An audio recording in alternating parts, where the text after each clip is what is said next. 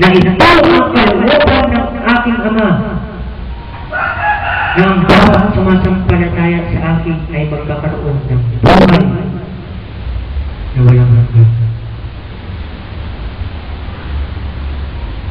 Eh, hindi naman tayo nakakita kay Kristo.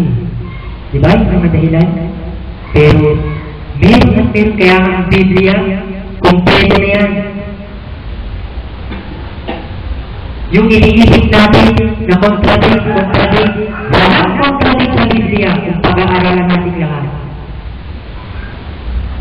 Wala. Kaya nga, lagi tayong pinaalalahanan. Kung atin pong uunawain yung sinasabi dito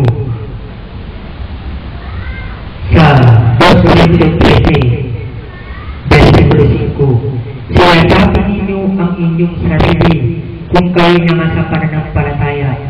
Subukin ninyo ang inyong sarili, hindi pa ninyo nalalaman sa ganang inyong sarili na si Jesucristo ay nasa inyong sinubat?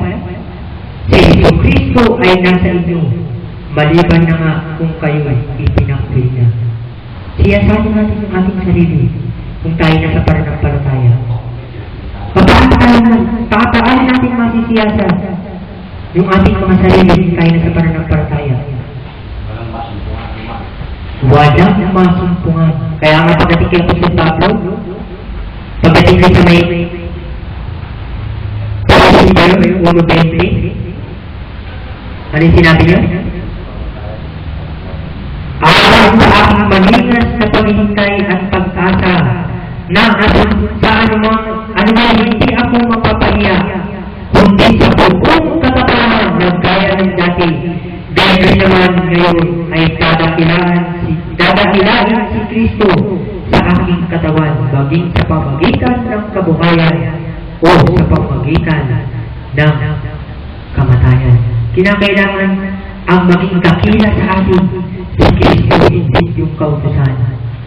Kasi pagka sa kautusan, ang dakilain natin ay yung kautusan, kinakailangan hindi mawala sa atin yan.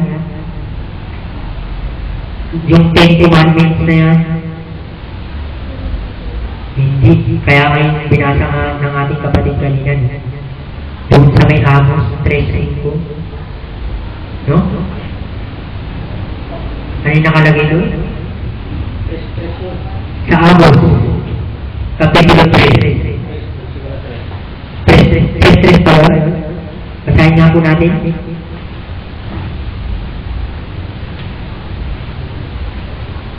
Amos, Kapitulo 3, versikulo 3. Makalalakad pa ba ang dalawa na magkasama liban na sila'y magkasundo?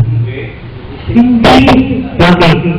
Iba ang kautusan, iba ang sa pananampalataya. Ay kautusan sa mga provinsi, at ang kautusan ay gumagawa ng kaya. Basahin na po natin. Romans 4:15.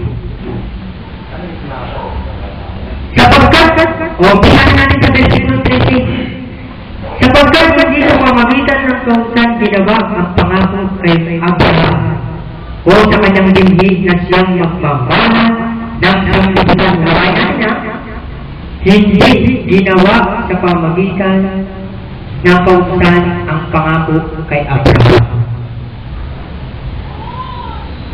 Diba? Napagunawa ba natin? Sapagkat hindi sa pamamagitan ng kautusan ginawa ang pangako kay Abraham o sa kanyang binhi na siyang magmamana ng sanglibutan, kundi sa pamamagitan ng katuwiran ng pananampalataya. Sapagkat kung silang naman sa kautusan ay siyang mga tagapagmamana, ay walang kabuluhan ang pananampalataya. At nawawalang kabuluhan ang pangako. Bilang makikindi, pero nasa kautusan tayo, no? Napakayari na pinilingin tungkol sa kautusan. Paano napakayari na pinilingin? Huwag kang gagawa ng anumang gawa. Balik tayo, gawa tayo ng gawa. Diba? Mabuti naman yung ginagawa natin. Diba? Mahirap intindihin, no? Kaya naguguluhan ngayon yung presensado. Diba? Pero sa maraming pananampalataya, pagka si Kristo, lahat ka nga tayo makapanguhulay. Diba?